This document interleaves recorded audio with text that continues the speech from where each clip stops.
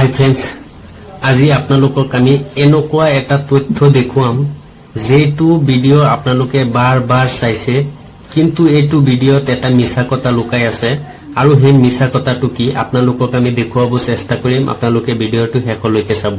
তো মিছা কথাটো আছিলে কি, আপোনালোকে চাওক জুবিন দা কেনেকে হাতুৰি হাতুৰি আহি নাওখনত ধৰিব বিচাৰিছে, কিন্তু নাওখনত ধৰিব পৰা নাই। সিফালে চিকৰে জেকেট এটা দি সিফালে গুচি গ'ল আৰু বেলেগ এজনে গৈ জেকেটখনত ধৰিছে, জুবিন দাক ধৰা নাই। জুবিন দা এনেকে গৈছে। তো আপোনালোকে চাইছে চিকৰে নিউজ এটাত কৈ আছিলে যে সি আইলেণ্ডত গৈ আছিলে হাতুৰি হাতুৰি, তাৰ পিছত জুবিন দাক ধৰিব কাৰণে ঘূৰি আহিছিলে। ঘূৰি আহিছে সঁচা, সেইটো দেখুওৱা নাই।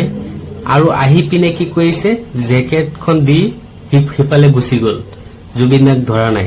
বেলেগ এজন গৈছে, গৈ পিনে সিও জেকেটখন ধৰিছে, কিন্তু জুবিন দাক ধৰা নাই কোনেও। আৰু যদি ধৰিছে সেইটো ভিডিওটো ক'ত গ'ল?